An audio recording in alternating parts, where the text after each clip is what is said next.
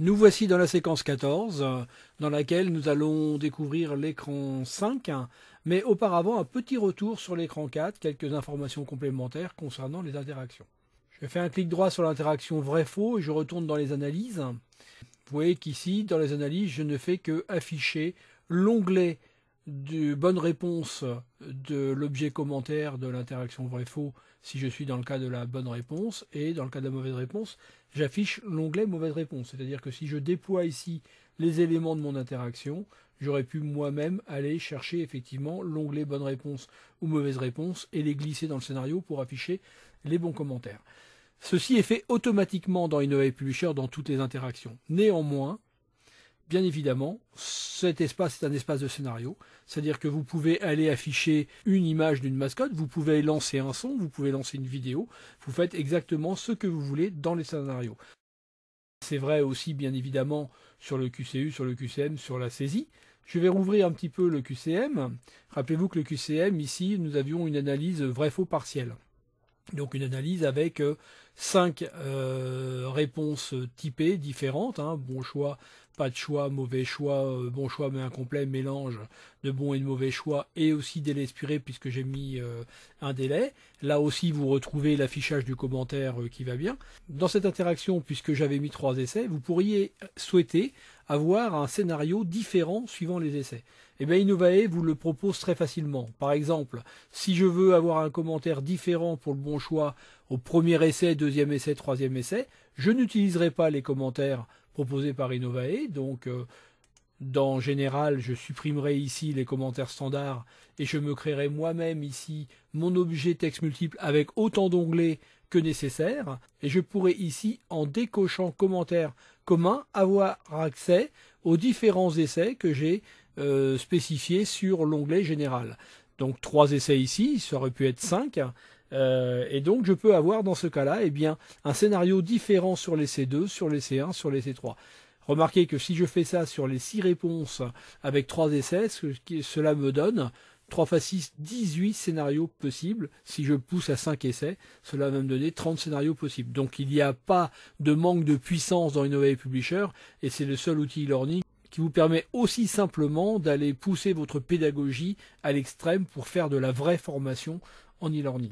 Je vous propose maintenant de passer sur l'écran sujet de cette 14e séquence.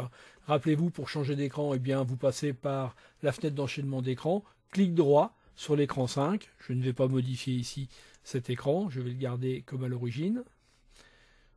Voilà, j'ouvre l'écran 5 et automatiquement la fenêtre contrôleur d'objet se met à jour en fonction des éléments présents sur cet écran 5. Qu'y a-t-il sur cet écran 5? Déjà un petit objet pictogramme 1, un petit objet pictogramme 2 ici en bas sur le rectangle vert, un texte que j'ai appelé ici texte score, un gros texte que j'ai appelé texte de conclusion, puis un texte ici que j'ai appelé texte crédit, donc qui cite les crédits liés au contenu de cet écran. Je retrouve aussi 2 variables. Rappelez-vous, les variables, nous les avons utilisées pour les chronomètres sur l'écran 4, ici, je les utilise pour présenter le contenu d'un score. Donc de la même manière que pour le chronomètre, il s'agit d'une interaction que je vais chercher dans Nouvelle interaction. Au lieu d'aller chercher chronomètre, je vais chercher score. Et si je fais suivant, je peux choisir graphique avec les 2 images d'arrière-plan et d'avant-plan que je pourrais sélectionner pour les remplacer par mes propres images. La portion d'images de premier plan présentée sera liée à la valeur de score obtenue, et bien sûr il faut lier votre affichage à un des scores. Comme nous avions utilisé le score 1, c'est le score 1 que j'ai choisi. Donc il ne suffit simplement que de créer une variable graphique ici pour avoir un bar graphe, et sur la variable 2, j'ai fait la même chose mais avec un texte, et puis j'ai choisi pourcentage, puisque en SCORM les résultats sont présentés sous forme de pourcentage.